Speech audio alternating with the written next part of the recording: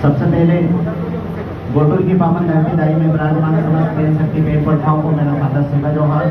और यहाँ पर जो भूविधान दाता हमारे सलाम दादा और मंच में मंचस्थ इन सभी वरिष्ठ अतिथिगण और यहाँ पर उपस्थित सभी विद्यार्थी छात्र छात्राएं और उनके अभिभावकगण को सभी को मेरा सादर सेवा जोहार।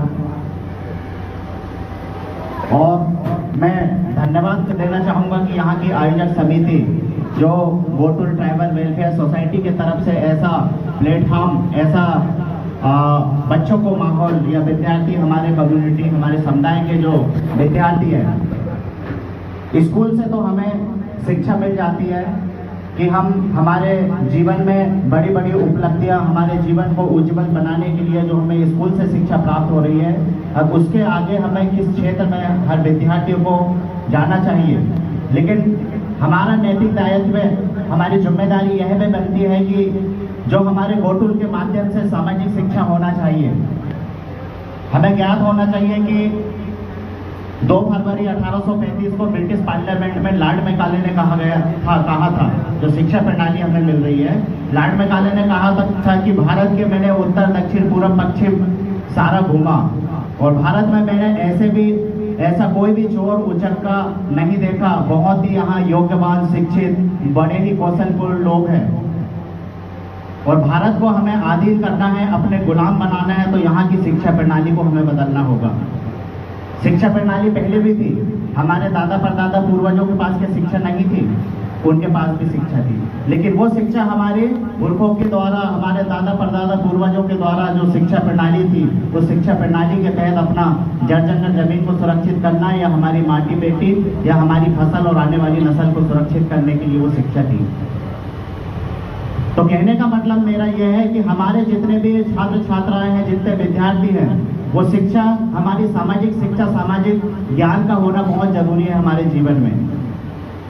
आप जो यहाँ बैठे हैं, कहीं ना कहीं आप एक कामयाब लोग हैं। कामयाब से हमें अब कामयाबी को तय करना है, एक काबिल बनना है।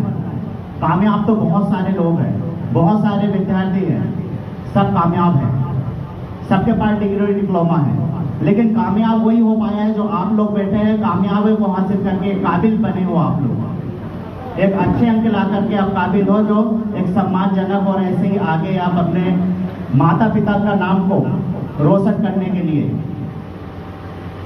आपको निरंतर प्रयास करना है। अपने माता पिता के, अपने कुटुंब कबीला के, अपने समाज का नाम को रोशन करना है और हमारी सामाजिक व्यवस्था को कभी न छोड़ें। कितना ही हम PhD डिग्री डिप्लोमाधारी हो जाए, कितना भी एजुकेटेड हो जाए, अधिकारी बन जाए, IAS IPS अधिकारी बन जाए, लेकिन हमारे समाज से जो पहचान मिली है, हमारी पहचान क्या है समाज की? आज हम अपने आप को आदिवासी बोल रहे हैं, हम अपने आप को आदिवासी के बच्चे बोल रहे हैं, तो हमारी पहचान क्या है?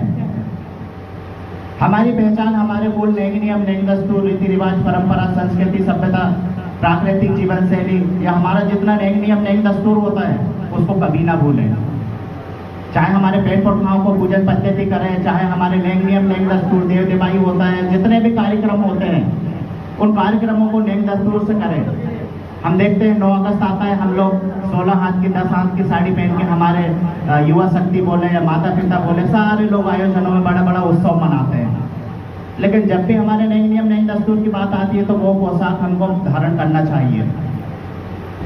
कहने का मतलब है हम हमारी जो सामाजिक व्यवस्था है उसको जाने, उसको समझे, उसको चलायमान रखें, क्योंकि यही हमारी मूल पहचान है। यही मेरा आप सभी से गुजारिश है। और बहुत सारे उद्बोधन करता है, बहुत सारे वक्ता है, आपको अच्छे अच्छे यहाँ से गाइडेंस मिलेंगे।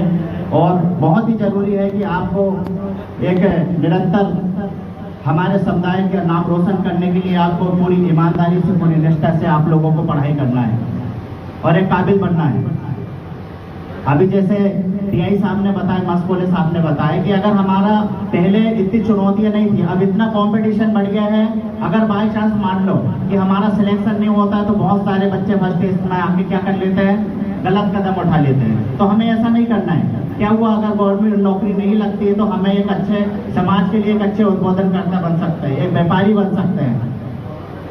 तो हमें कभी अपना मनोबल कम करने की आवश्यकता नहीं है। जैसे मैं उदाहरण के रूप में बस 1 मिनट लूंगा। जैसे आप कौन सी क्लास में हैं बच्चे? खड़े हो जाइए आप। 10th क्लास में हो आप, है ना? अब 10th के बाद क्या करना चाहते हैं आप बताएं? IAS ऑफिसर बनना चाहती हूँ। IAS ऑफिसर बनना चाहते हैं, एक बार जोरदार तालियां बजाएं। अब 10th के बाद आप IAS ऑफिसर बनोगे तो कौन सा सब्जेक्ट लेके पढ़ोगे आप?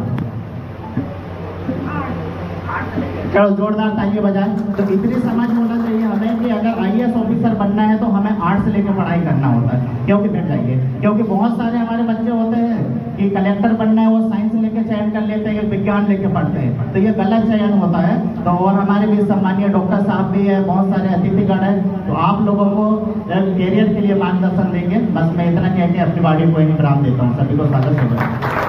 सभी को प्रोग्राम द्वारा आयोजित किया गया है प्लेटफॉर्म। हालांकि बहुत टाइम पहले इस तरह का प्लेटफॉर्म देखने को नहीं मिल रहा था, जिसमें किसी स्पेसिफिक चीज़ के लिए सभी लोगों को आमंत्रित करके हम लोग करा करें। बाकी अभी लोकल ट्राइबल कम्युनिटी का मैं शुक्रिया अदा करना चाहूँगा सभी लोगों को जिन्होंने ये आयोजित किया है। आज स्पेशली ये स्टूडेंट्स के लिए है, तो जिसमें स्टूडेंट्स में अच्छा परसेंटेज होता है। हालांकि इसमें लिस्ट में कुछ देखा है अच्छा होता है कि इतने सारे स्टूडेंट्स जो हैं परसेंटेज इसमें हाई परसेंटेज बना पा रहे हैं। और चाहूँगा कि इनसे हर साल जो है आपके पास आने वाले जो है ज़्यादा से ज़्यादा स्टूडेंट्स हमें यहाँ देखने को मिले और आप लोगों का किसी करियर गाइडेंस से यहाँ से किया जा रहा है। तो लेकिन आप भी जो है यहाँ पे इस जगह पे जैसे कि मैडम ने बताया, ने बताया कि आप लोग की जो है खुशी नहीं मिलता यहाँ पे आके आप पहुँचे तो भी हम जो है आप लोगों को भी यहाँ पे ऐसी चीज़ों के लिए इन्वाइट कर रहे हैं। तो आप सभी लोग जितना मेहनत कीजिए और मैंने समझाऊँ कि देखिए अभी इन सॉल को आप लोगों ने एक स्टेप को पार कर लिया है। इसके बाद अभी और भी चीज़ें हैं जिसमें आपको मेहनत करनी है, इससे आपने को ध्यान रखना है। नहीं लगा कि आप लोग पढ़ाई कीजिएगा, बाकी जो चीज़ें हैं फिर इस पर एक्टिविटीज में इन्वॉल्व ना हो, क्योंकि डिस्ट्रैक्शन देखिए आज की दुनिया में इतने डिस्ट्रैक्शन है कि हम पढ़ाई लिखाई और करियर के बारे में सोचें तैयारी वाली चीज़ों में हम लोग हो जाते हैं। तो इस तरह की चीज़ें हमें अपने आप से जो है दूर रखना है।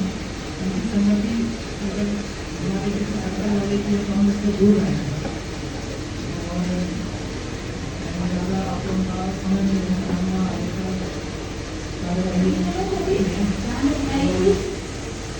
आज आप जिस परिस्थिति में गुजर रहे हैं या जिस भी पूरी परिस्थिति में बच्चे आज आपके यहाँ पर सामने बैठे हैं, मैं चाहूँगी आगे आने वाले सालों में जो बच्चे यहाँ दर्शक गणों में बैठे हुए अतिथि की लाइनों में बैठे हुए दिखे, है ना? तो आगे मेहनत करते रहें। मेरी शुभकामनाएं आप लोगों के साथ हैं।